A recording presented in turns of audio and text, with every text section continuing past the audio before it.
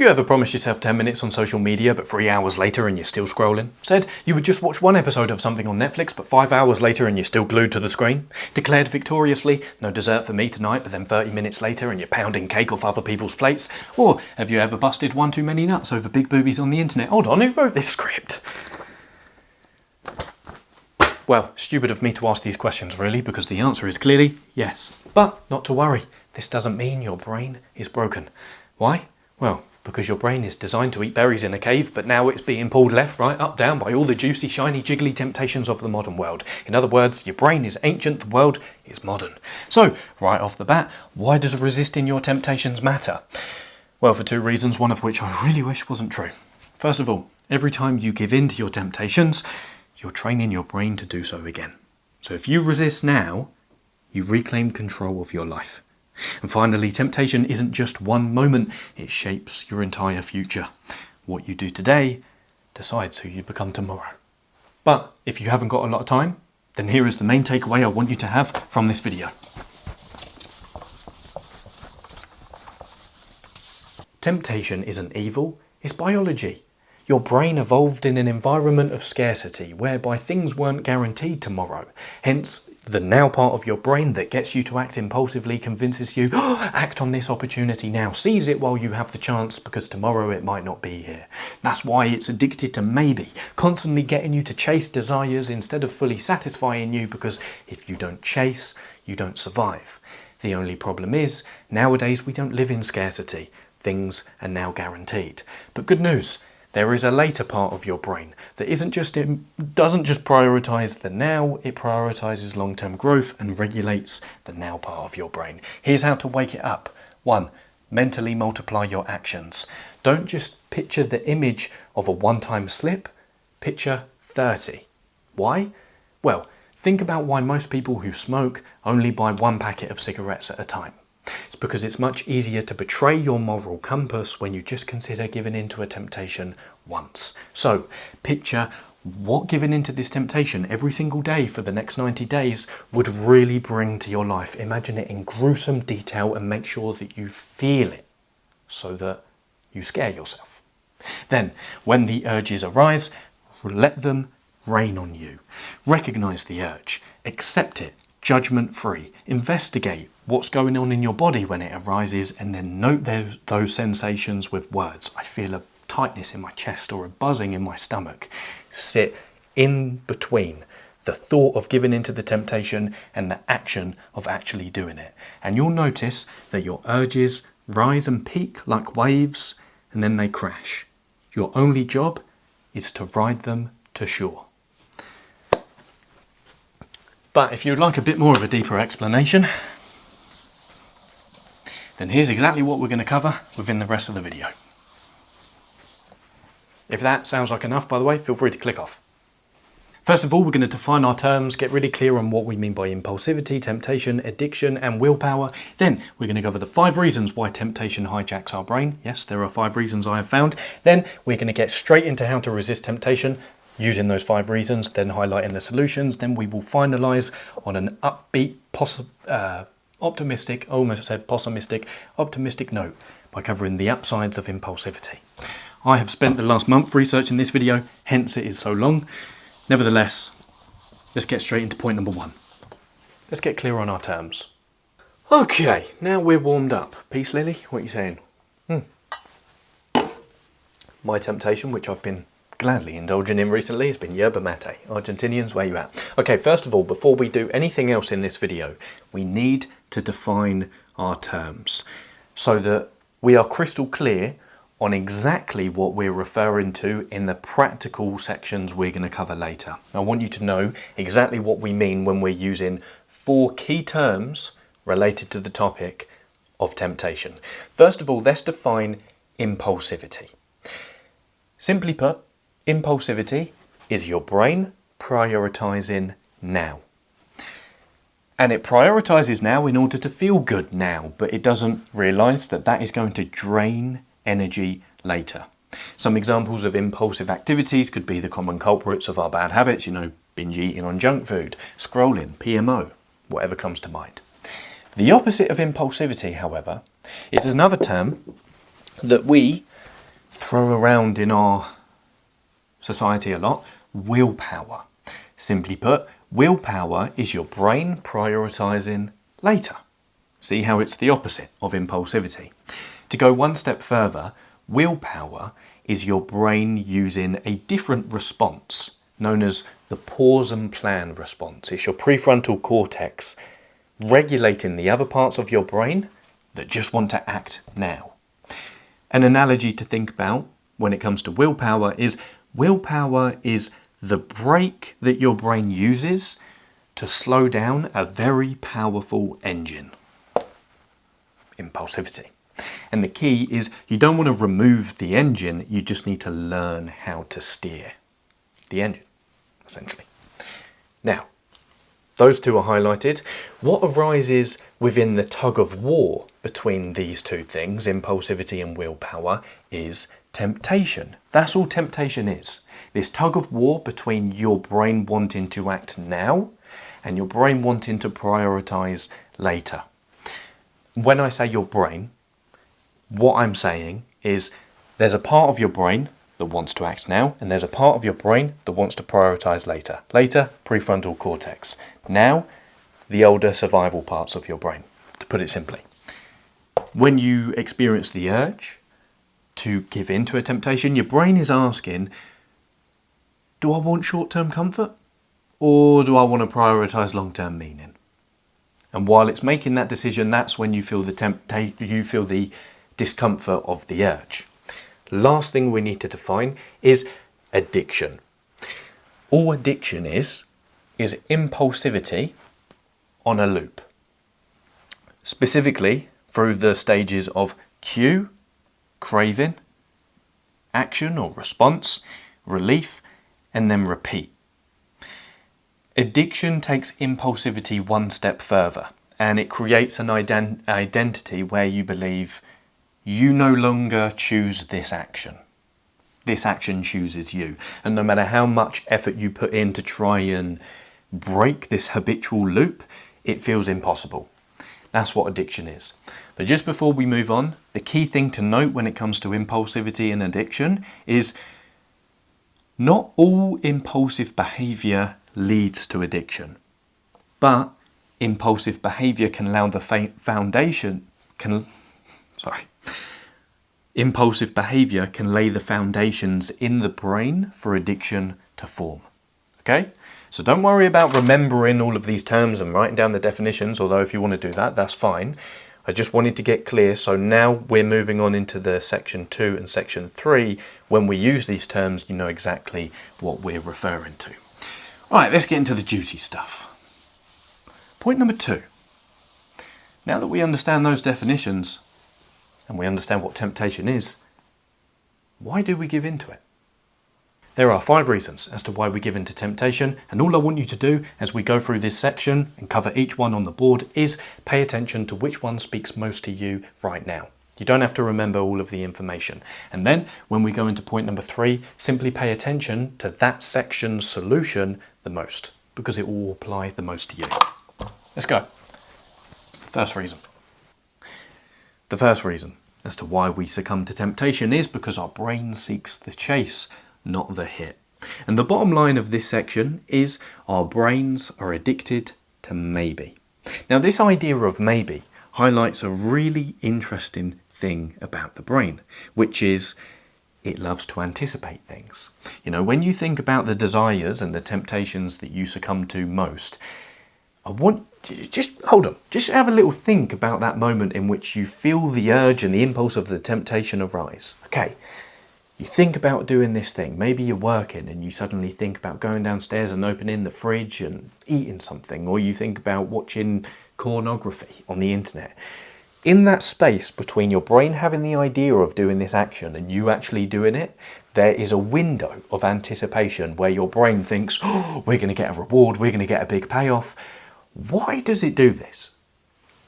And what is responsible for the brain doing this? Well, it's a molecule you've heard before and it gets thrown around everywhere on the internet nowadays. It's the molecule of dopamine. Dopamine is the molecule of desire and anticipation. It is what motivates you to act for a potential future reward. Dopamine is obsessed with more, which is great to an extent. Because if we didn't have dopamine regulating our behaviours as human beings, then I wouldn't be here, neither would you, neither would anyone else. Our ancestors probably wouldn't have made it out of Africa. Why? Well, because they would have just thought, well, you know, life's all right, you know.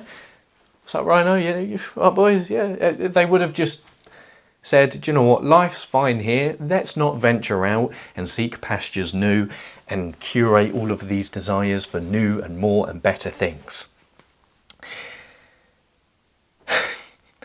In other words,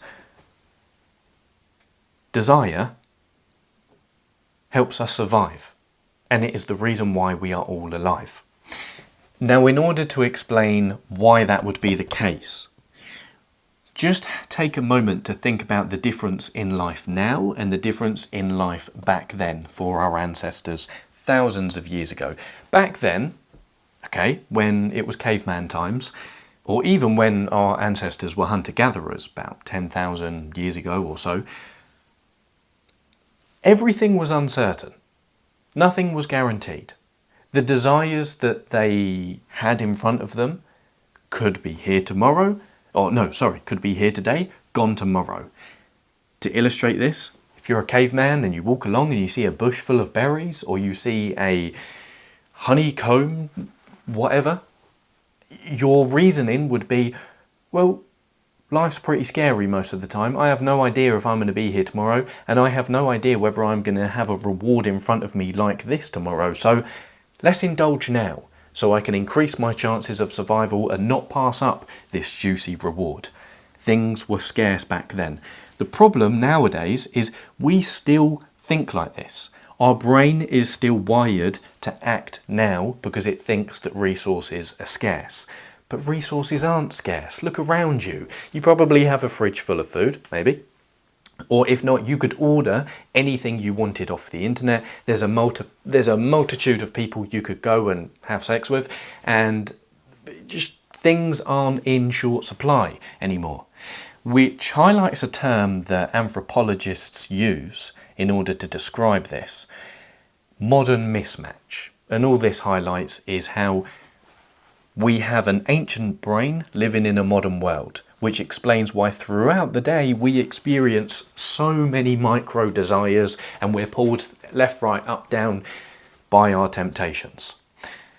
But before we move on here, it might be worth mentioning, or it's definitely worth mentioning, that desire isn't a bad thing. If you didn't have desire, which is, what's the term for people who don't want things? It's not apathy, is it? It's, I can't remember. I'll figure it out in a second. Not having desire is disastrous, because you wouldn't want to do anything and you wouldn't survive, because you would think, oh, you know, I can't be bothered to eat. Oh, I can't be bothered to do that. No, that is very bad for you. So desiring things isn't a bad thing. It's not the worst thing in the world to want to flirt with your co-worker, buy those shoes or eat that cake. The only problem is if you continue to engage in the modern desires that we are all exposed to, then you're forming the pathway in the brain for addiction, as we covered. Impulsivity, engaging in things now, lays the foundations in the brain for addiction to form. And when that addiction forms, that behavioural loop, dopamine is now governing your behaviour. Remember what we said about dopamine. It is the molecule of more. So you're always going to crave more, and no matter how many times you give in to this temptation, you are never going to be satisfied. That is when the problem arises, when you give in to something again and again and again. That was a lot of things we mentioned. What did I want to mention now? Oh yes. But the good news here, and the upside for you, is, as I just rubbed him off, evolutionarily speaking, our brain didn't just stop when it evolved the part of itself that wants to engage in things now. No, it went a little bit further and evolved a counterpart. You see, it just like when you're driving a car, you need an accelerator and a brake, so too your brain needs an accelerator, which is go, go, go, pursue this thing, engage in this temptation, give in to desire, and it also needs a part of itself that can say, whoa, hold on a second here. Let's not be so hasty. In other words, your brain formed the front part, which we mentioned earlier, the prefrontal cortex, in order to regulate the part of itself that wants to engage in now. In other words, our brains discovered that the future exists. Was there anything else I wanted to mention here?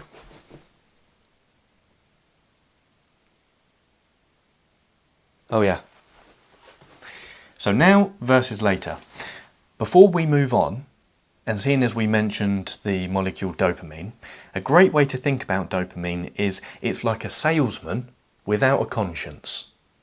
It just wants to sell you stuff, but it doesn't really matter if that stuff is good for you long term or not. So what we need to do now is we need to become really familiar with the sales pitch of that salesman. Here are the 5 common whispers that the salesman of dopamine gives you. The first sales pitch is moral licensing. This is where you convince yourself, you know, I've been good, so I deserve this. You know what, I helped a woman cross the road today, so I deserve 3 hours of scrolling. Number 2 is progress reward. This is where you hear the sound of, you know what, I've done some, so I can slack now. I've been to the gym every day this week, so I deserve not going for 4 days. The third one is halo mixing. This sounds like, I bought this chocolate for charity, so I can have some too, right?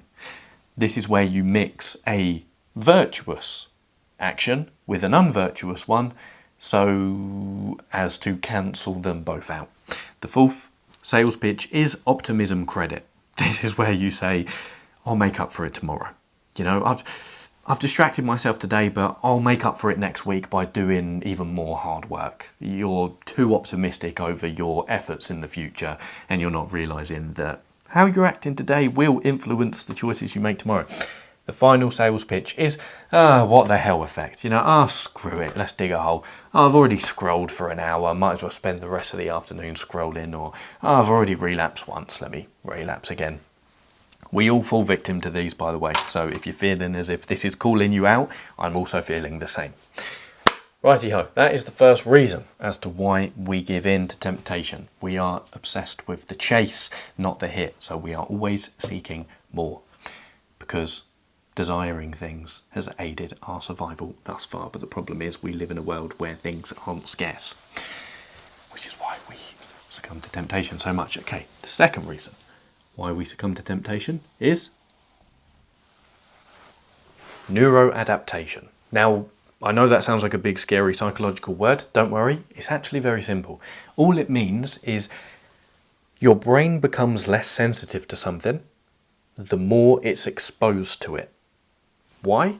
Well, it does this so that it can pay more attention to things that really matter.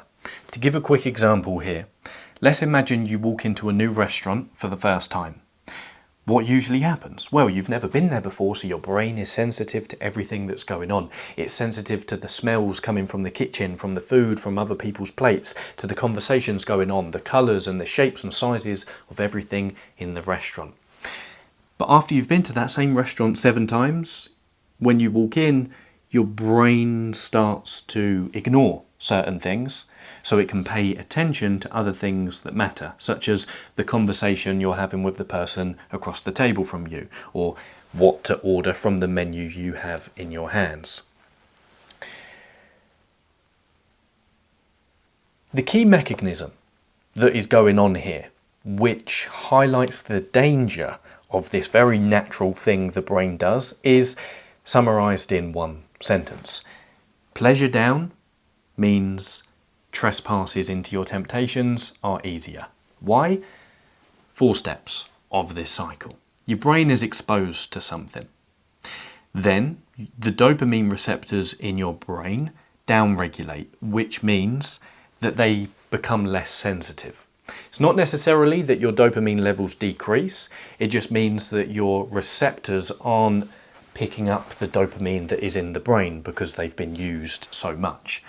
then the pleasure you experience from everyday life and these desires decreases, meaning that your brain then needs to jump above that dopamine deficit it's in with more stimulation. So it tries to expose itself to things which have the potential of being more pleasurable, and then the cycle starts again and you're in a dopamine hole, as we say. I tried to illustrate it here with the first time you're exposed to something like pornography, or the temptation that you're dealing with is very stimulating and your brain is very sensitive to it.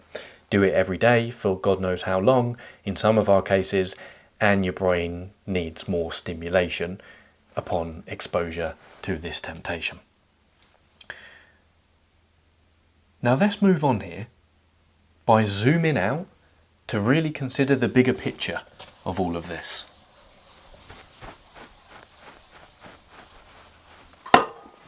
In order to zoom out and consider the bigger picture here, let me briefly introduce you to Neil Garrett, a PhD researcher at the Dorsa Lab, Princeton Institute for Neuroscience.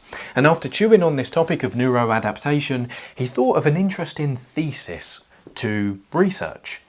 He thought, if our brains adapt to sights, sounds and smells in our environment, what about our emotions? In other words, he asked himself, if you continued to do something that you feel bad towards, again and again and again, would your emotional response gradually decrease over time? The bottom line is yes. Here's how he studied it. Him and his researchers got participants to lay down in a fMRI scanner, which allowed them to have a look at the brain activity going on inside the participants, specifically within the brain region, the amygdala, which is responsible for emotional responses predominantly aimed towards fear and threat. Now, what the participants did in the fMRI scanner is they used a keyboard to send messages to someone else who was outside the scanner. They were told that both computers were connected, so any messages they sent to this person outside would be received instantly.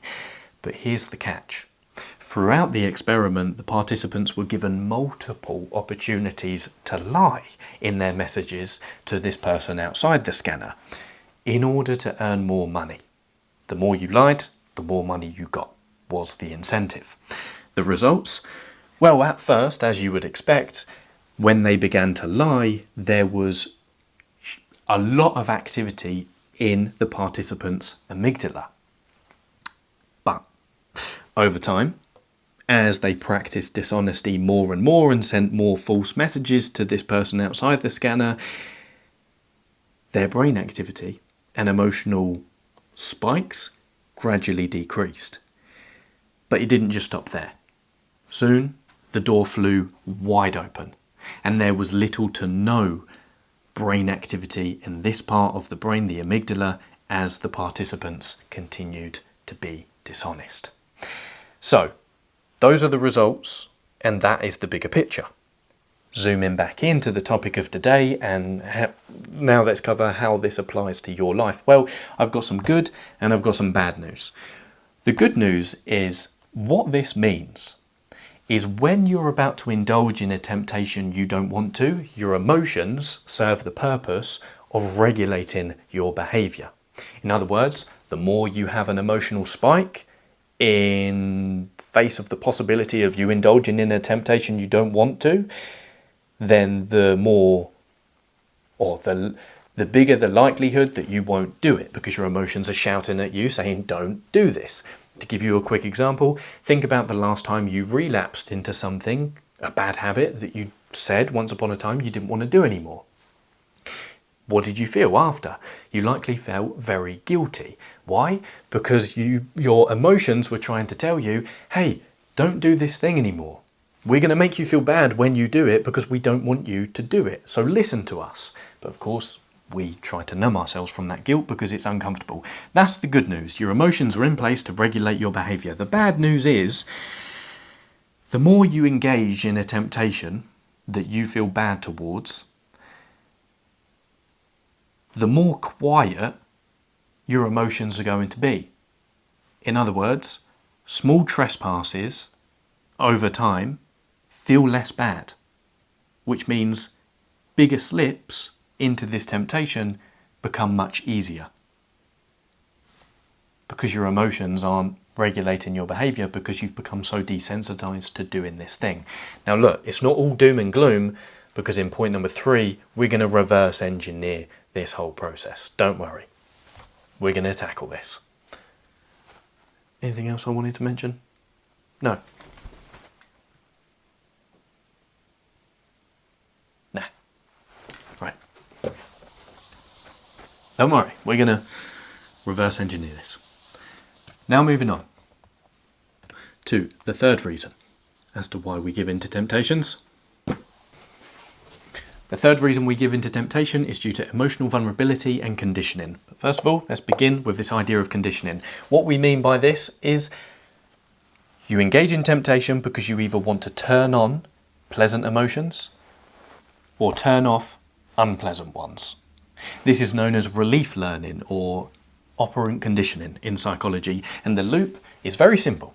You experience a negative emotion, boredom, stress, anger, grief, sadness, loneliness. Then you want quick relief from that unpleasant sensation, so you engage in a temptation. You scroll, for example, you light up a cigarette, you eat junk food, or do whatever comes to mind.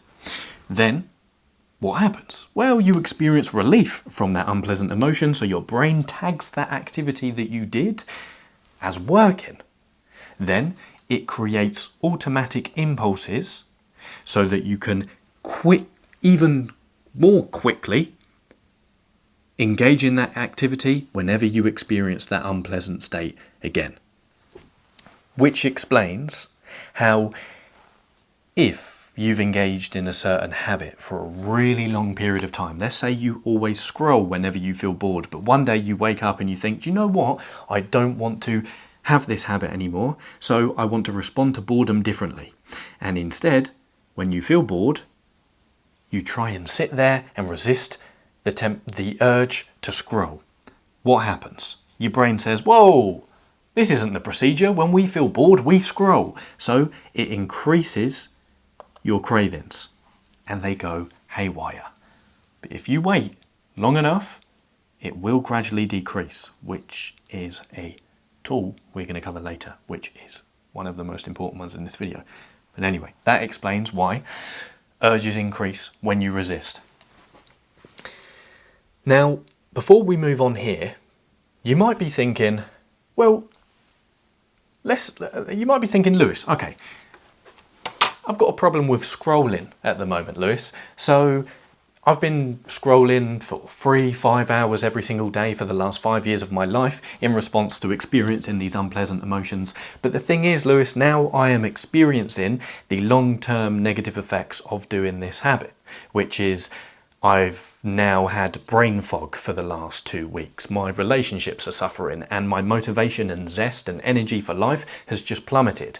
Why doesn't my brain, after experiencing these long-term negative consequences, then take those consequences and say, ah, right, I now see the consequences of my actions, let's stop scrolling whenever we feel bored, let's do something else.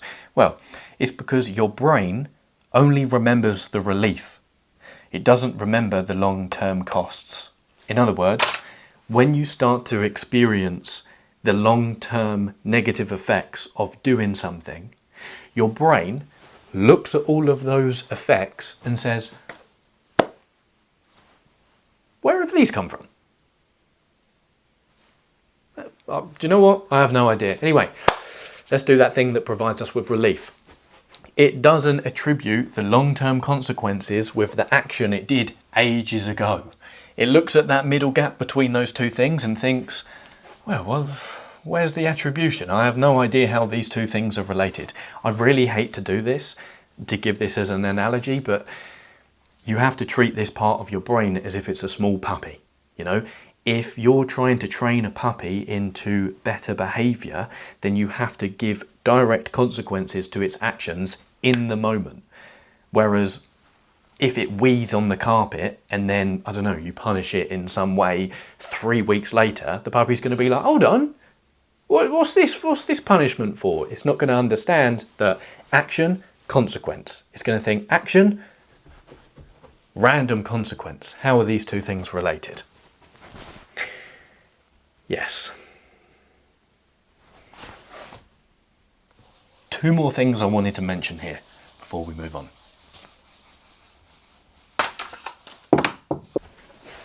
If your life isn't going well and you're experiencing a lot of stress, arguments, exhaustion, whatever else, your willpower is going to sag. Remember, your willpower is your ability to prioritize later rather than just now. Wanted to mention that, which highlights the emotional vulnerability. You know, whenever I'm tired or stressed, that is when my bad habits arise and say, forgotten about us, choose us now, because provides me with relief. This highlights one step further the what the hell effect, which is hilarious. I find this hilarious because I just put it on the board and realised how funny it is. You've succumbed to a temptation, you feel guilty. That guilt is an unpleasant emotion, so you want relief. Then you engage in that temptation even more. You feel guiltier, you want relief. You feel guiltier, you feel relief.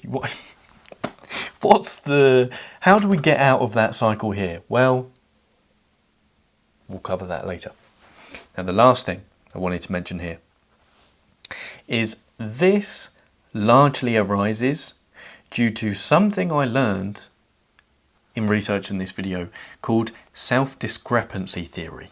In 1987, there was a psychologist called Tori Higgins who suggested that most of the time, in our mind, in our ideas of ourselves, there is a gap between who we are right now and who we think we should be.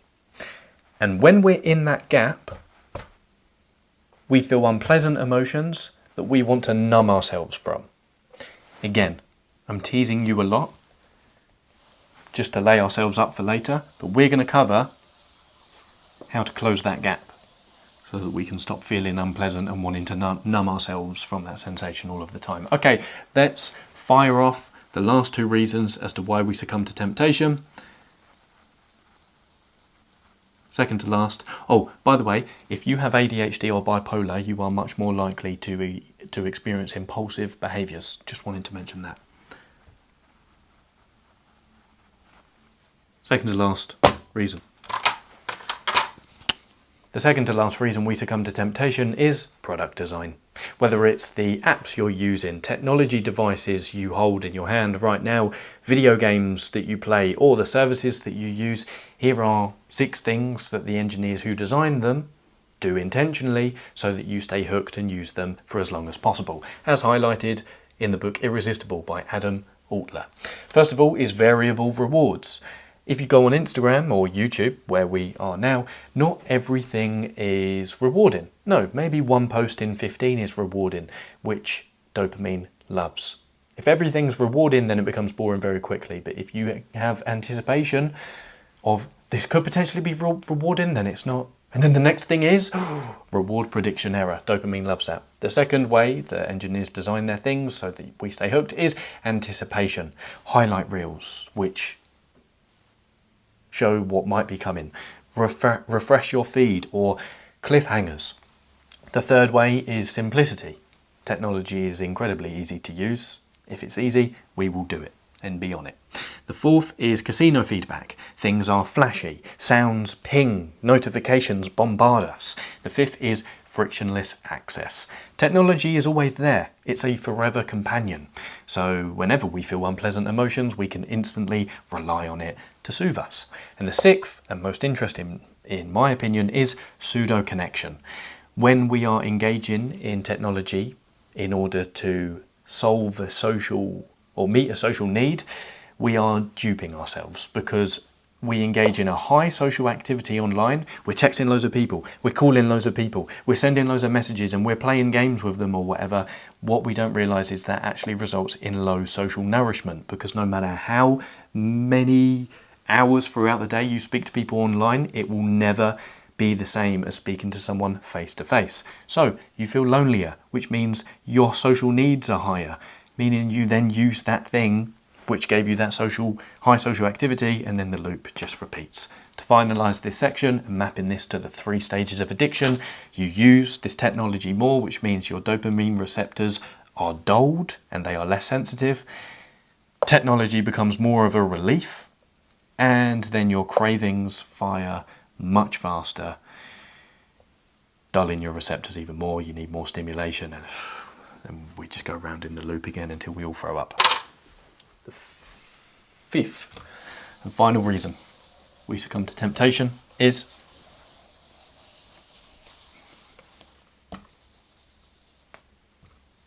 the final reason as to why we give in to temptation is because we always have. In the ancient world, the main temptations people faced were gluttony and excess. The Roman philosophers Cicero and Seneca warned people of engaging in fine feasts, drinking lots of wine, and succumbing to the temptation of lust for fear that it would corrupt the soul. It is not the man who has too little, but the man who craves more that is poor, Seneca warned the Romans. In the Enlightenment and Industrial Age, new temptations were brought to the forefront of society. Food and sex were no longer the temptations, but status and material excess were. Men have become the tools of their tools, Thoreau warned people. Nowadays, since the 2000s up until now, the temptations we face have a digital face. Instant relief and self-soothing. The phone buzz, binge, like, and escape. The urge to check Twitter or refresh Reddit becomes a nervous twitch which shatters uninterrupted time into shards too small to support the presence necessary to live an intentional life, in the words of Cal Newport. So the bottom line here is we've always faced temptation. It's just the tools that we've invented have shaped how those temptations manifest. The Romans had wine. Victorian England had wealth. And nowadays, in the digital age, we have Wi-Fi. So every human being has faced temptation. Every human being, as well as you, is facing temptation right now. You are not alone in your struggle. Hopefully that awakens you to the common humanity that we all share. As the saying goes from that saint whose name eludes me, you will face temptation, or expect temptation, until your last breath. So that is the final reason. Now, you want to get into the practical stuff right now, and we're going to. We're going to cover exactly how to reverse all of the reasons so that we can realise all of the solutions for falling into temptation that we need to. But before we do so, there is one bonus reason as to why we succumb to temptation, but this bonus reason only applies to certain individuals. So if you've had enough of all of the reasons and you just want to get into the practical stuff, skip the next 5 minutes and I'll see you in section number 3. But if what I've just said has piqued your curiosity, then here is the final, bigger picture thing we are going to cover in this section. And it begins with the realization that your personality doesn't really rely on who you are. It's shaped based on where you are. Seeing as this is a bonus point, I thought we would take a quick break from the whiteboard and explain it here. By the way, if the camera quality is a bit grainy, it's because I've got it on selfie mode. The other mode just makes the lighting in the room go a bit weird. But anyway, who does this bonus reason apply to? Well, if you come from or live in a poverty-stricken area, or you work with children or adults who come from poverty-stricken areas, then what I'm about to explain will help you understand why being impulsive in such an environment makes complete sense.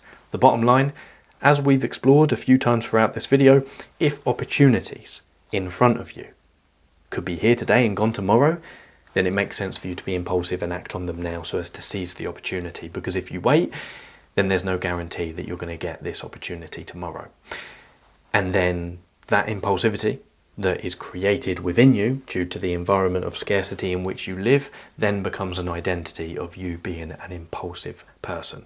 And by the way, by opportunities we mean opportunities for jobs, money, food, resources, shelter and safety. So what is the why behind this? What explains this? Well, a brilliant article, another one, I read in researching for this video is titled "Personality is not only about who, but also where you are." And it blew my mind, and it's from the evolutionary anthropologist Dorsa Amir. And the big picture she paints in her article is the criticisms of the landmark marshmallow experiment done in the 70s. Just to re-jog your memory, in that experiment, researchers got children to sit down in front of a marshmallow, and they said, you can eat this marshmallow now, but if you wait 10 to 20 minutes, you'll get a second one. The results show that the children who exercised patience to wait for a second marshmallow did better later on in life, academically, professionally, and they were more resilient to stress. But in 2010, another researcher called Joseph Henrich and his colleagues highlighted the bias of not only this study, but most research in psychology. They showed that 96% of all participants who participate in psychological research come from weird societies, Western, educated, industrialized, rich, and democratic. In other words, societies where you can freely walk into a supermarket, food and resources aren't scarce, and you have access to education. Now, why is this a problem? Well, for two reasons. First reason, weird societies only take up 12% of the world's population. So using people who come from these societies to represent the average human being doesn't work because they don't represent the average human being. And the final reason why this is problematic is because weird societies are a modern invention. They don't represent the environment in which we evolved in as human beings, environments of scarcity. Now, just before we move on here into Dorsa's research, bit of bad news. The researchers who came up with the weird acronym have been a bit vague. They didn't give a definitive list as to these countries are weird, these countries aren't. But we can have a bit of an understanding as to which ones are and aren't. They've given some examples of weird societies can be those found in America, Canada, some countries of Europe. Non-weird societies can be some of those found in places in Latin America, Asia, and parts of Africa. So, after digesting all of these research findings, Dorsa then wanted to ask a very particular question, which was, well, if you want to research the relationship between personality and environment without being biased, what do you do? The answer? Go straight to childhood and spread your research across non-weird societies as well. So this is exactly what her and her team did. They did a version of the marshmallow experiment.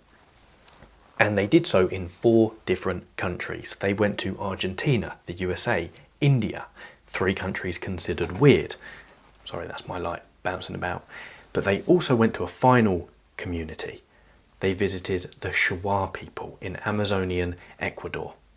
Now, why would they visit this latter community? Well, it's because the Shuar people live in a non-weird society. They live off-grid in the rainforest. They fish and hunt for their food and they grow their own crops. They don't have supermarkets readily available for them to go in, or schools, for example. In fact, in order to reach the Shuar community, Dorsa and her team had to travel up a long winding river in the Amazon called the Morona River.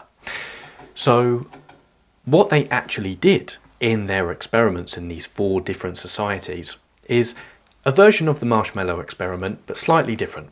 They offered children aged 4 to 18 a choice between 1 candy today or an increasing number of candies if they were willing to wait a day. The incentive was, if you could muster up the patience, you'd be candy rich the next day. For uncertainty, they got to choose between a safe bag that always paid out 1 candy or a risky bag that gave them only a 1 in 6 chance of more candy. The results? Well, maybe you've guessed this already, but children, most of them, in America, India and Argentina, exercised patience to wait for more candy tomorrow. They took the risk, but most of the Shuar kids did the exact opposite. They were much more risk averse and impatient. They took the candies now while they had the chance to do so. So fascinated by these research findings, Dorsa and her team 1 year later did a follow-up study, and they revisited the Shuar community, but they did the experiment again on Shuar communities who live closer to the city, an industrialized society. And what they found is that the Shuar kids who live closer to the city were more patient, and they were more likely to wait a day for the potential of receiving more candies. So, to cut through the noise, to cut through the noise and to explain the why behind this, Dorsa says, in weird societies with more resources, remember that the R in weird stands for rich, kids might feel that they can better afford strategies such as patience and risk-seeking. If they get unlucky and pull out a green marble and didn't win any candy, that's okay, it didn't cost them that much. But for Shuar kids in the rainforest with less resources, the loss of that candy is a much bigger deal. They'd rather avoid the risk. Over time, these successful strategies can stabilize and become recurrent strategies for interacting with our world. So, for instance, in an environment where the costs of waiting are high, people might be consistently impatient. So, now zooming back into the relevance this has to your life, and to reiterate the point we began with as we opened this segment, look around you. In the society and the community in which you live, if you live in a society of poverty where resources are scarce, then it makes sense for you to be impulsive. So too, if you work with children or adults who come from poverty-stricken areas and you notice that in their behaviour they're being impulsive, then this perspective allows you the opportunity to give those people a dose of compassion and understand that their impulsivity can likely be explained not due to a character flaw on their end, but simply as a consequence of the environment of scarcity in which they live.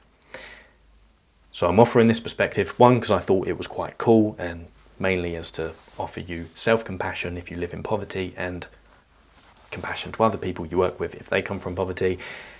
But now moving on, let's close this section. Let's get back to the whiteboard and let's get into the solutions we need to cover to really resist succumbing to temptation and impulsivity.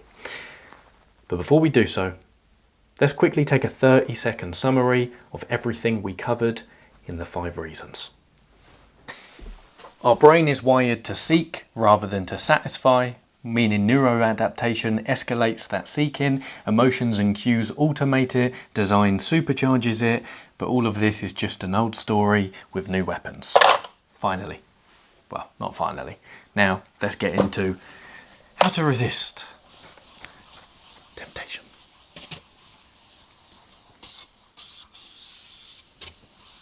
Oh, by the way, postman came. New colours. New places. Ooh, let's put them down here. Yeah.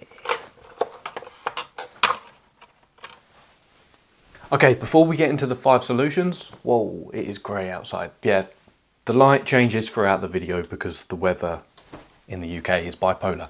Before we get into the 5 practical solutions to beating temptation, let's quickly get clear on what success means for us here.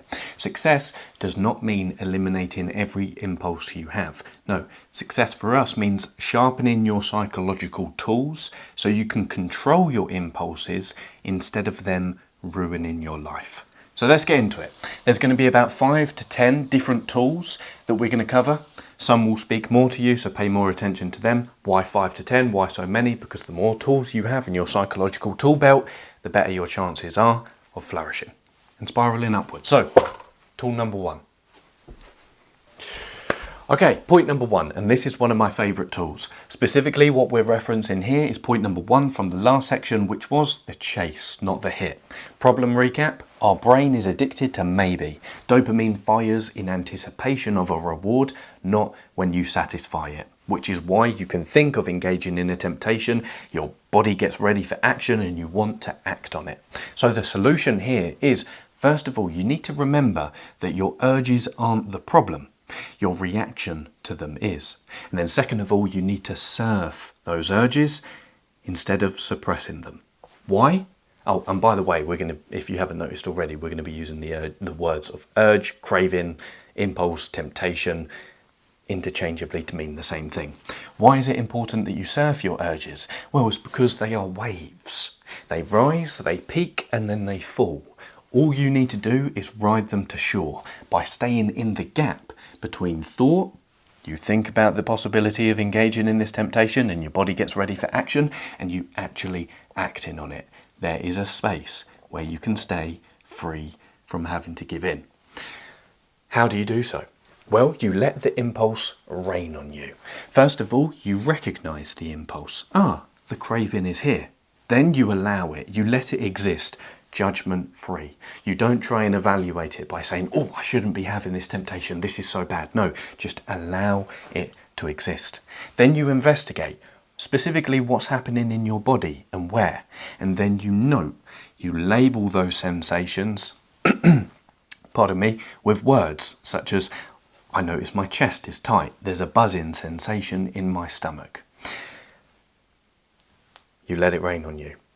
And you reframe the existence of this craving from seeing it as an emergency to simply seeing it as energy moving through your body. That's all you need to do. You need to let it pass through you without acting on it. I know that is easy to say. So although this is one of my favorite tools, let's pick apart the weaknesses of it so we can counteract them.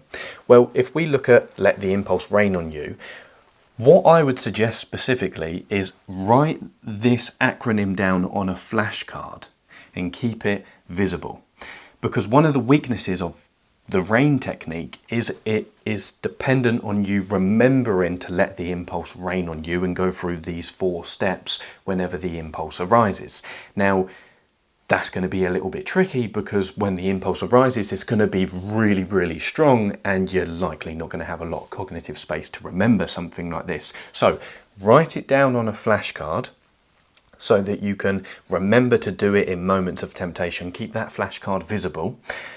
Now, the last thing I would like to suggest here is, in order to counteract the randomness of you relying on yourself to remember this acronym when temptation arises, depending on what temptation you're struggling most with right now, I suggest getting it, specifically inviting temptation to arise within you, and then going through these 4 steps. What might this look like? Well, if your temptation that you're struggling with right now is eating junk food, buy a chocolate bar, put it in front of you, and simply look at it.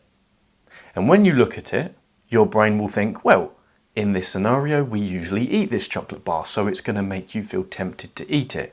Sit there and set a timer for 10 minutes and simply go through these 4 steps and train yourself to do it.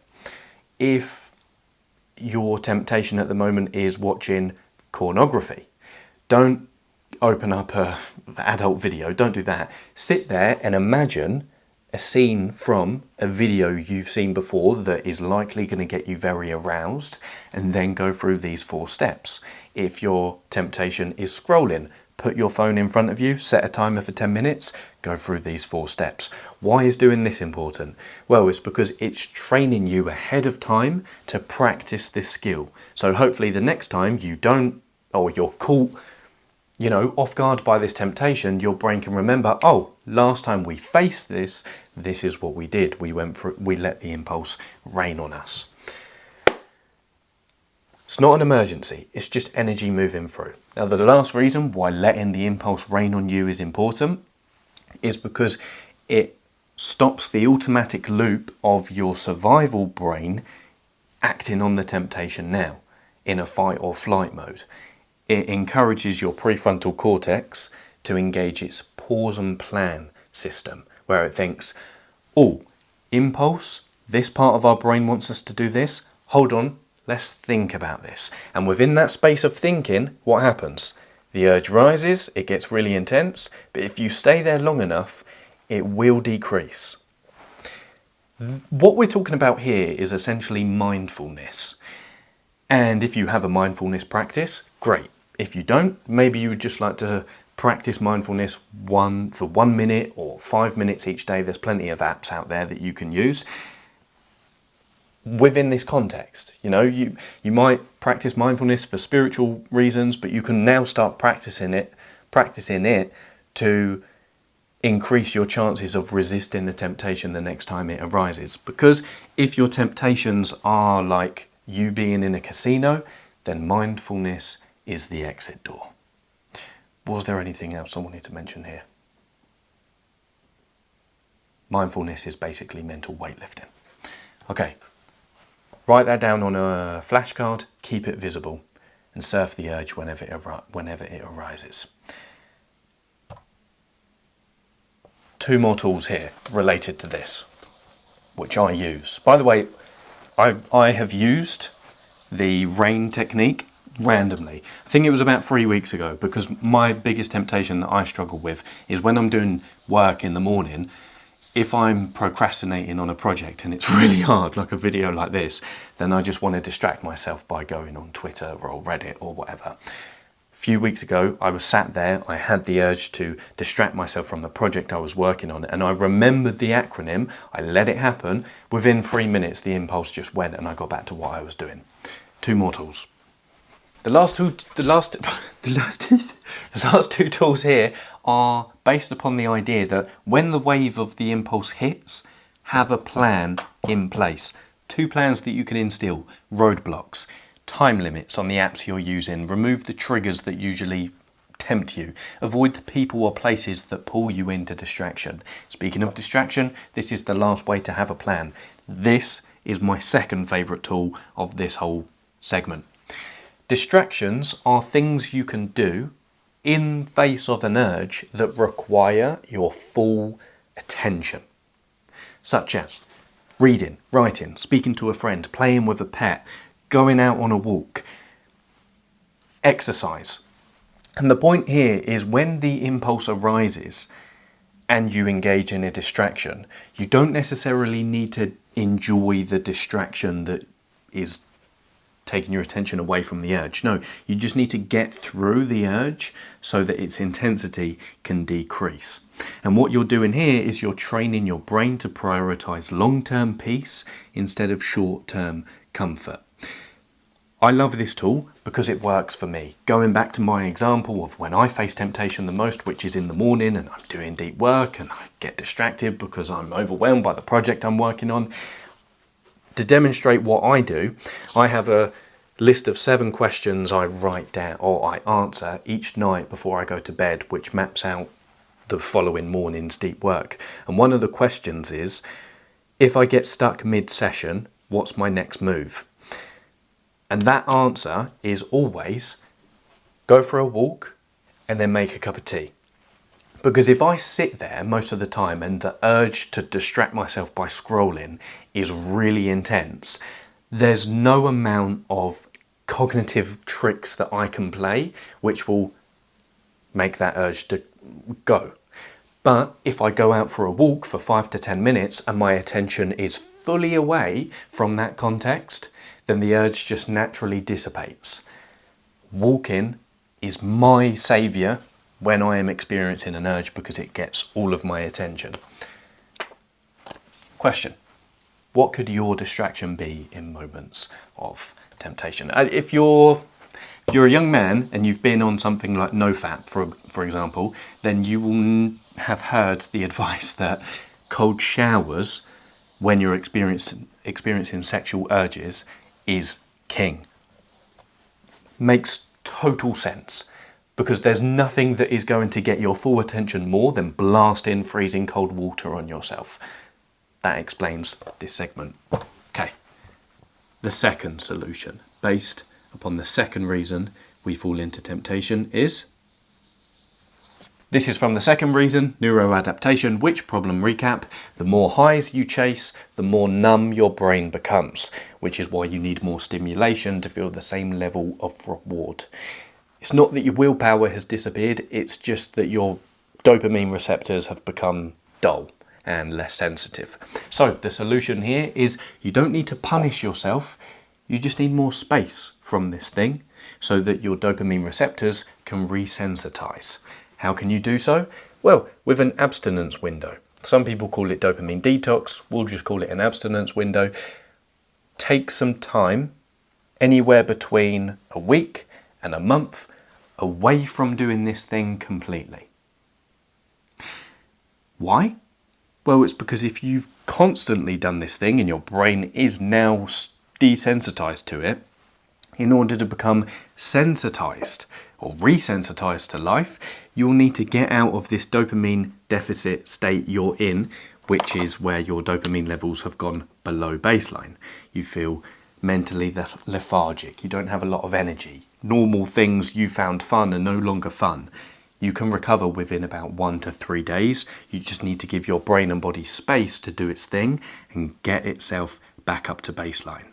But if you went further and really abstained for a week, 3 weeks, or even a month or 90 days, then you would experience a complete resensitization and you start to feel that zest for life again. You go out into the woods and you start looking at plants and think, oh my God, this is amazing. Why does that happen? It's not necessarily because you have more dopamine in the brain. It's just what we're banging on about here. Your dopamine receptors have become more open to receiving that dopamine, which is why life feels great again.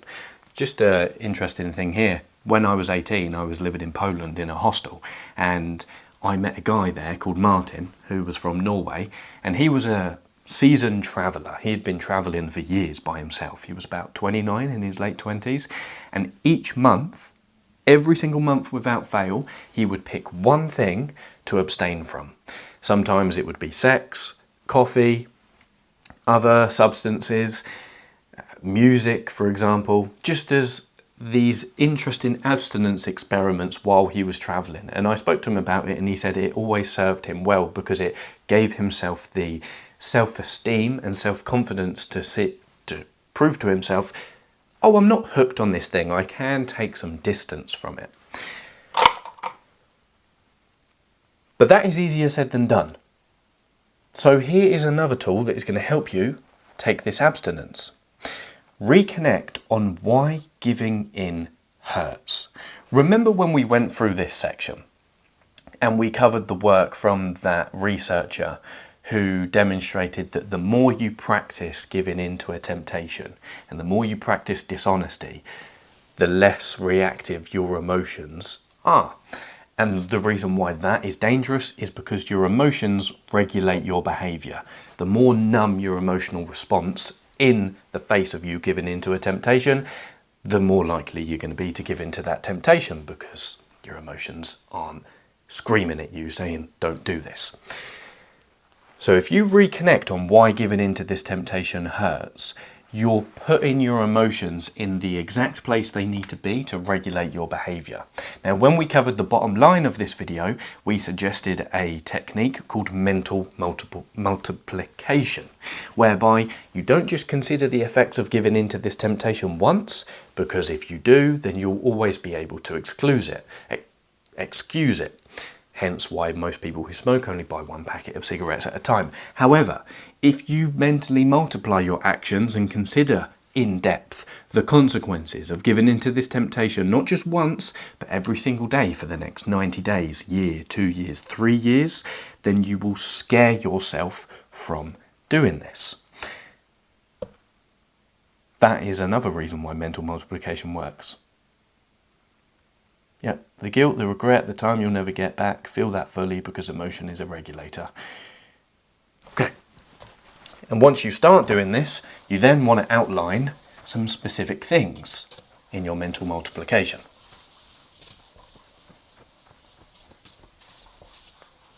If you would like to do some journaling, which takes not too long, only about 5 to 10 minutes about mental multiplication, then here are 3 things that will guide you in doing so. First of all, pick the one behaviour which is causing a problem for you at the moment. Then ask yourself, by reflecting on the positives, how would my life change if this habit wasn't in control? Write your answer. What would improve in terms of my energy, relationships and productivity? To give you an example, let's say the temptation you want to beat is constantly scrolling on Instagram or anything else on your phone. If you gave up this habit, then the positives you could experience are more time with your friends and family, less isolation and less feelings of anxiety, better sleep, rest, better productivity. You want to list your positives so that when you read them, you feel a buzz of excitement in your stomach. Then you list the consequences, the direct opposites of these things. Be honest with yourself. Really think in gruesome graphic detail what is given into this temptation really costing you. Because every urge has a receipt. Read it. For example, in this scenario of scrolling, What this is costing you is loneliness, anxiety, tired mornings, falling behind, the guilt of spending another evening scrolling it into oblivion. These are just quick examples for the sake of brevity on the board, but when you're writing this, spend 5 to 10 minutes really getting as graphic as possible so that when you read the list of consequences, you feel horrible. You read it and you feel scared into not wanting to do them, because when you read the consequences, they're just so graphic, it's unreal. And then the last thing you want to do is take these two things and, well, specifically take the consequences and compare them against your goals. Because whether you've actually written them down or not, or you're the type of person who likes to write out your goals, you have things in your life in which you're striving towards. So write them down. Maybe write a list of 1 to 3 of your main goals at the moment. Then next to those goals in a column like this, so you have your goals on the left hand side, and then in the right hand side, write down how this temptation is directly sabotaging this goal. Just get clear on it. And then you ask yourself, now you're clear on how the temptation is sabotaging your goal and you've got the goal on the left hand side, which one are you willing to give up? Do you want to give up the goal? Or do you want to give up the temptation that is sabotaging it? Genuinely ask yourself that question, because you might find that there's part of you that wants to continue with this temptation. But I want you to connect with the part of you that wants you to achieve your goals and give up anything that is sabotaging it. Now the point here is your life will improve when the long-term cost of doing a habit outweighs the short-term relief it gives you.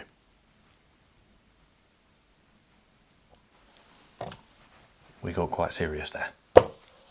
But it's worth me being serious to communicate the importance of listing the consequences of this thing, because until you get razor sharp and crystal clear on what this thing is costing you, you'll continue to do it. Now, the last solution I want to mention in this segment before we close it is pleasure without impulses. Now, the key takeaway I want you to have here is we're not talking about removing pleasure. We're simply talking about redefining it. And this redefinition can be arrived at by differentiating between two words that we use a lot but don't really understand the difference between. Now, I understood the difference between excitement and joy when I read the brilliant book, The Craving Mind. And it blew my mind, this difference. You see, excitement is the whisper of dopamine. It leaves you, engaging in something very exciting leaves you feeling restless, and it always leaves you wanting more. Engaging in an exciting activity is a short-term fix, and it leaves you feeling drained. Joy, however, is much longer lasting. It leaves you feeling grounded. It leaves you with the sense of enough, and it makes you feel replenished after you engage in this joyful activity. So 2 tools to finalize this section with are replace excitement for joy. Remember, excitement is a short-term thrill. It's an activity which provides you with pleasure first, pain later. Joy might even provide you with slight pain first, but then it will settle you into a feeling of pleasure, which is much longer lasting later. For example, exciting behaviours could be scrolling, eating junk food, all of the temptations we've mentioned so far. Anything that leaves you feeling drained after. Joyful activities could be doing the workout that you love, doing that exercise that you love, going to the gym, reading a book, making something creative, speaking to a friend. Remember, activities which require a little bit of effort initially, but then result in longer lasting pleasure after. So do your best to replace excitement for joy. I mean, you might want to genuinely replace those activities, but I have found in my experience, just understanding the difference between these two things, whenever I'm about to do something, I ask myself, is this a joyful activity? Am I going to feel replenished after, or am I going to feel drained after? And I usually try and prioritize the joyful activities. Now, the last tool is to understand the difference between cookies and broccoli. You see, most of the time when we try to motivate ourselves, we do so just by trying to highlight why cookies are bad. And I know we did that in the last section, and we did it because it's important to do. It's just important not to stop there. What you also want to do is highlight the positives as to why eating broccoli is good. And the way you can do this is link the temptation you're trying to resist to what you love most. So you're not just saying this temptation is bad and trying to scare yourself all the time. No, you need to scare yourself, but you also need something positive to pursue. What this might sound like is, if you're dealing with the temptation of lust, I love feeling confident, present and clean. That's the positives of what broccoli gives you. If I PMO, I lose that. You see how it's intertwined with a positive? Ooh, I love the feeling of confidence, being present and clean. But if I PMO, I will mess all this up. So you're being pushed, but you're also being pulled as well. Another example, final one. I love feeling energized and I love when my skin is clear and vibrant. Eating junk food robs this from me. Positive, but you're also being pushed by something negative as well. That is the last thing there. Bollocks. Third solution, 3 more.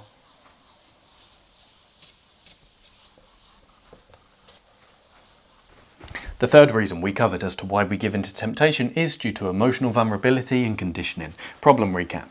When we are stressed, tired, our brain is frazzled, or we feel lonely and guilty, our willpower plummets. Because our brain and nervous system aren't prioritising discipline, they want relief. Because they're in a state of dysregulation and they want to move to regulation. So the solution here is, before you resist any temptation, you need to regulate your nervous system. And here are, well, why would doing that be important? It's because if your body's in fight or flight mode, because it's dysregulated, it can't pause and plan. In other words, access willpower. So here are 5 quick tools we're going to cover, which will help you regulate your nervous system. The first of which is one of my favourites when it comes to mentioning this topic. Increase your heart rate variability. Your heart rate variability is simply the space between your heartbeats. This is a term I learned from the book I read, one of the books I read researching for this topic, The Willpower Instinct. Why is increasing your heart rate variability important? Well, it's because people with higher HRV, heart rate variability, can access more willpower and they are better at delaying gratification. The logic behind this, or the science behind this, is because when your brain isn't in a rush, it can pause and plan.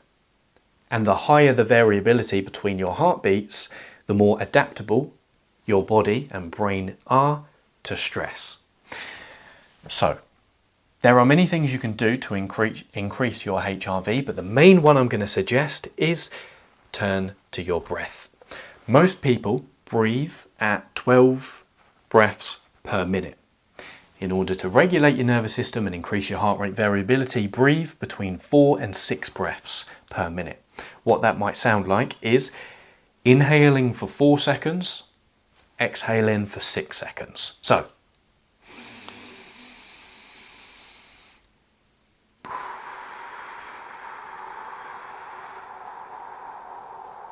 why would you do a longer exhale? It's because the longer your exhale longer to send the message to your brain and body that you are calming down. Think about it. When you're anxious, what do? You go, you inhale quicker than you exhale. So, to calm yourself down, exhale longer than you inhale. I'm going to put a link in the description or in the pinned comment to the breath work that I use. There's a little 20-minute breath work on Spotify from a woman called Shiva Rasa. It's a bit spiritual and woo-woo, but I really like it. It's completely for free. I don't actually know her. I don't know even if she exists or she's an AI, but I'll put that link in the description. When you're in a state of dysregulation, you can try and convince yourself of all of these different things, but if your physiology is dysregulated, the easiest way to get back on track is with your breath. The mind is the master over the body, but the breath is the master over the mind. And also, when you flood your brain with oxygen, it all goes to your or most of it goes to your prefrontal cortex, meaning it's back online and you can pause and plan. The second tool is to note the things you already know already, but within this fresh context of HRV. All of the things that negatively affect your HRV are bad sleep, drama in your life. Even an argument can decrease your heart rate variability. Lack of movement and eating junk food, which is spiking your cortisol levels and keeping you alert and awake in times when you should be in a state of regulation and down regulation. For example, drinking caffeine after 2 o'clock in the afternoon. So just simply reverse all of these. Make sure that your sleep is as optimized as possible. Follow the 3-2-1 rule. Don't eat 3 hours before bed. Don't drink 2 hours before bed. Turn technology and screens off 1 hour before bed. Aim to get about 8 hours of sleep a night. Be ruthless. Cut people out of your life who are providing you with drama and making you argue and pulling you into just petty squabbles. Make sure you move for minimum 5 minutes a day, because even a 5-minute walk can increase your willpower. Why? Because exercise and movement gets your prefrontal cortex back online. Have you ever done a workout, come home, and after you just feel as if you just want to do loads of positive, productive stuff? Yeah, it's because you're now pausing and planning. Exercise increases your heart rate variability. The third tool I want to mention here, slightly zooming out of this context, is map the game. You can't navigate a map you don't know you're on.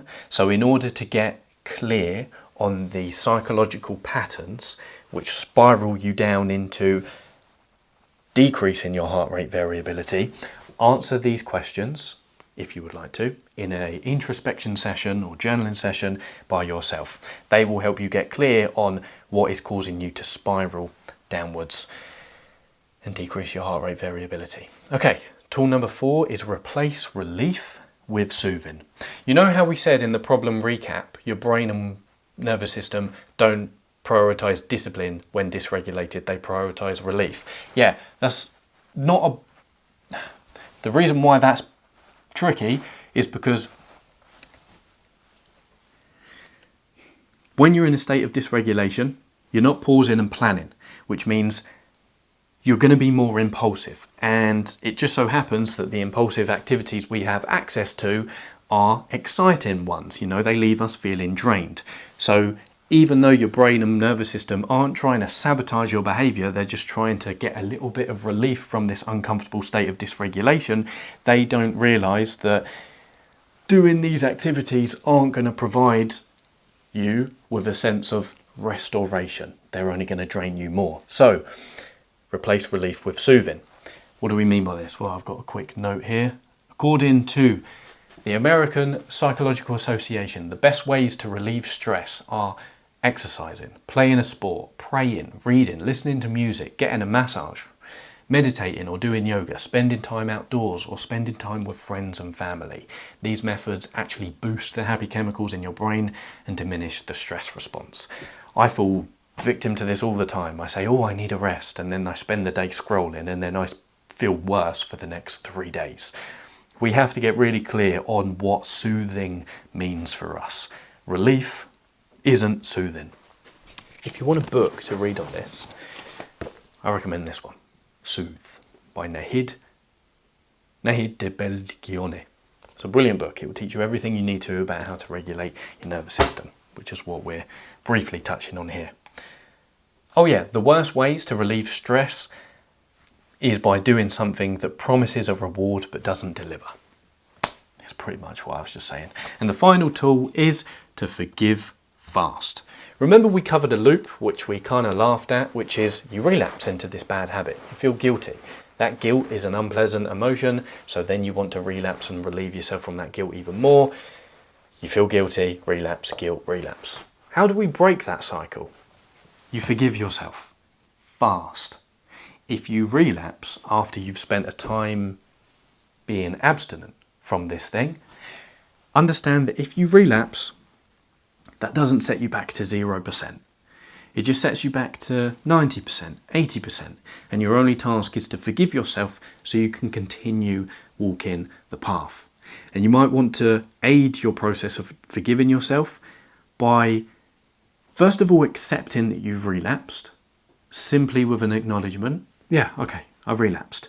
And instead of focusing on all of the criticism you want to throw at yourself, instead take an instructional lesson from this relapse. What is one thing you can realize from this spiral that will aid you in not spiraling down into it the next time. Just learn one thing. Forgive yourself fast. Yeah, because guilt feeds the next indulgence, compassion resets your nervous system, forgive the relapse faster than the relapse happened. They were a lot of tools. Anything else?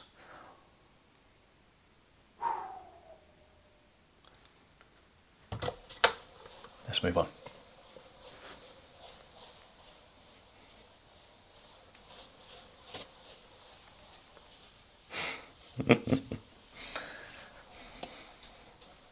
I'm laughing because 3 weeks ago I started recording this video and it was going to be about 20-30 minutes, and then I watched it back and I thought, do you know what? If I'm going to cover a topic, why not just research loads about it and then finally burn the topic so I don't have to revisit it? So if you're still watching up until this point, I appreciate you. The second to last solution.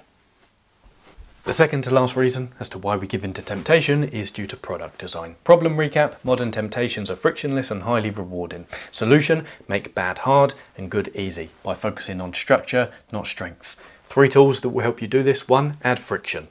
Delete apps. Remove the temptation from your environment. Use timers if you're going to be using technology and your temptation you're dealing with is scrolling. And last thing I wanted to mention here before we move on, we briefly touched upon it in the last section, but I wanted to reiterate the point. Really take stock of the social connections in your life, because if you're bonding with other people due to this temptation that you all give into, then you're just going to continue to do it. When I was reading the Willpower Instinct, there was a study that showed if your friend becomes obese, you're 170% more likely to become obese yourself, no matter how sure of yourself you are. Now, of course, that doesn't apply to everyone, but it was an average in the study. Just prioritize your long-term sanity and you gaining control over this temptation rather than maintaining social connections for fear of being assertive and saying, no, I don't want to be around you anymore because you're engaging in activities that don't align with my values. Prioritize yourself in this case. Respectfully. Tool number 2 is add flow. Schedule high reward behaviors. Similar to some points we've mentioned, but I wanted to mention this because it is my 3rd favorite tool of this whole video. Build a routine so that you're so distracted by highly rewarding behaviors you don't have time to be tempted. When I was 18 and I started getting into the NoFap community on Reddit, there was a post I saw where this young man asked his granddad, his granddad randomly told him, I don't know how the conversation went, but his granddad gave him some advice on how to stop masturbating and PMOing.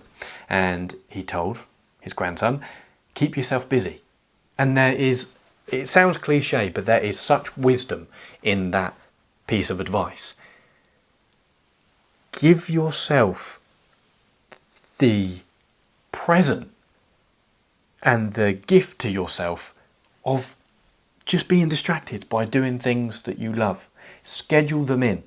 You know, I'm going to upload a video soon about routine because I've had some big realizations as to why routine doesn't work for most of us, because it doesn't synergize. You need something called rhythmic routine, which is what I've been following over the last 2 weeks, and I give you my word, it has been changing my life. So I'll explain a bit more in that video, but make a schedule. Keep yourself busy. Then number 3, use pre-commitments.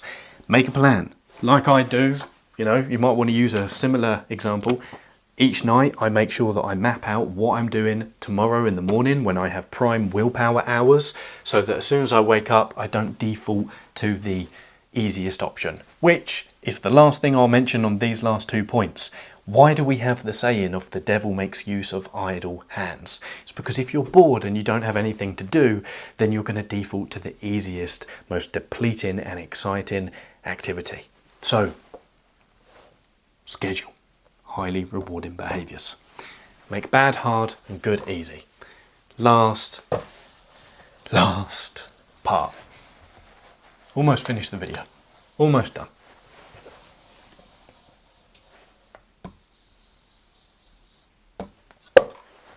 The final reason why we cave is due to the historical pattern.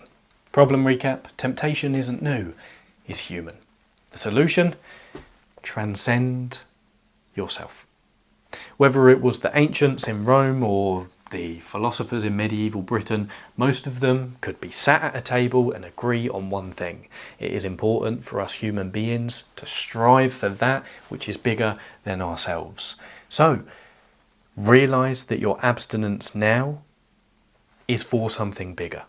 Whether it's the bigger picture of you helping your future self, that version of you 5 minutes, 5 months, 5 years into the future, who you will meet and who will be grateful or regretful for your current actions, do it for them and realise that each time you restrain, you're allowing them to receive the reward.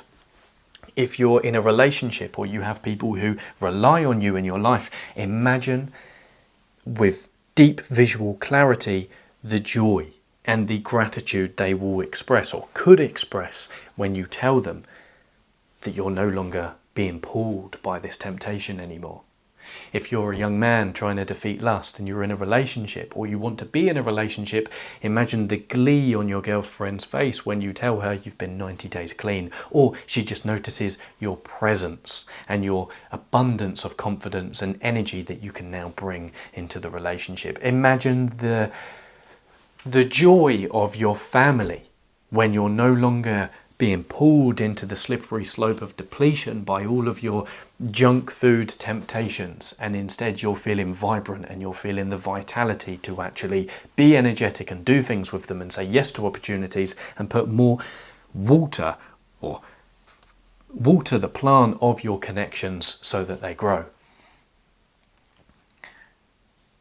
Increase the responsibility in your life so you have people who expect things from you and you know that if you engage in this temptation, then it will mess everything up. Whether this bigger picture is your job and the purpose that you want to serve in the world, keep it close so that you know exactly what you're giving up and what you are sabotaging when you engage in this temptation. You know, for the Romans it was contribute to the betterment of Rome. In the Romantic era, it was worship the spirit of love and the spirit of creation. Do it for something bigger. Do it for something bigger.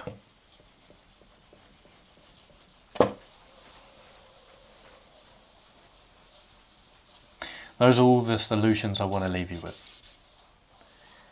Before we end this video, there's only one more thing I would like to mention,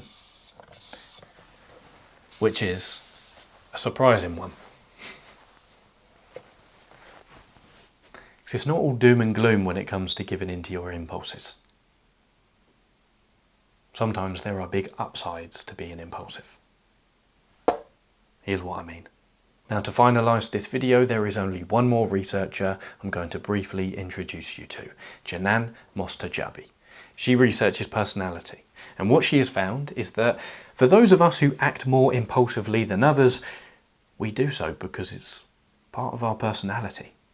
This personality trait of acting impulsively is termed disinhibition, and it's the opposite of conscientiousness. Conscientiousness is your ability to be persistent in the face of pursuing a goal. The disinhibited act on a whim. They speak before they think, they act before they think. They are the true embodiments of the Nike slogan, just do it. Now, whether this sounds as if it's describing yourself or someone else you know quite well in your life, I think we all know someone like this, then here are the upsides of being disinhibited. These people are electrifying. I know many people like this in my life, and being around them is a breath of fresh air. Why? Because they call you randomly to go clubbing on a Tuesday night. They encourage you to follow your heart instead of being so logical all of the time. They make quick decisions, but most importantly, they encourage all of us to do that which we struggle with the most, which is to live in the moment and not worry much about the future. But the only downsides to it are it's a personality trait. So you can't really change it unless you put in a ton of emotional work and went to therapy for a very, very long time, if you score high on disinhibition. So the key isn't to change it. is simply to accept it in yourself and other people by not putting unrealistic expectations onto yourself or those in your life who score high on disinhibition. Because think about it this way. Scoring high in disinhibition doesn't mean you are morally wrong. In the same way as if someone close to you had a cold or came down with the flu, you wouldn't think they were morally wrong or a bad person either. No, so too it goes with disinhibition. So embrace it, accept it, and understand that it is the part of you which is responsible for you feeling creative and feeling that zest for life. But gone too far, of course, it can spiral into unproductive patterns. So 4 things you might want to bear in mind if you think you score high on disinhibition is to name it, then aim it. Use this impulsivity and this energy for the beginnings of things, Use it to start new projects with forward momentum or leap into a new conversation. Build rails for it, add structure around it. You might want to say, I can only do this impulsive behavior for this amount of time. So you're balancing your energy to be impulsive with guardrails around it, which we've covered some of these things throughout this video. Plan tiny indulgences as well, because it's better to plan lapses of impulsivity than fall for big explosions. And finally, reframe your identity. Say, I'm not broken. I'm a high spark. I choose where this burns. One friend who is close to me comes to mind. She's called Naz, and she is a hippie, essentially. And socializing with her, doing things with her is... you never really know what to expect, because it's very, let's do this, let's go to this, let's go here, there and everywhere. And it's brilliant. I just know that if I'm organising to do something with her, I can never expect her to be on time. And when I first met her about 3 years ago, I would say I score higher in conscientiousness than disinhibition, although I have my moments. So sometimes I would organise to meet her and she would be 30 minutes late, or she would change the time. And at the beginning of that friendship, I would get really annoyed and just think, you're not respecting my time and everything. But then over time, I started to realise, this is an unrealistic expectation to put on her, because she's quite an impulsive person and she doesn't have the best organisational skills. So it was a key moment in my friendship with her, because I stopped resisting her personality and actually started to embrace it, if that makes sense. I've had that experience with a few other people as well. So impulsivity, the bottom line here is impulsivity plus intention equals vitality. So, in summary,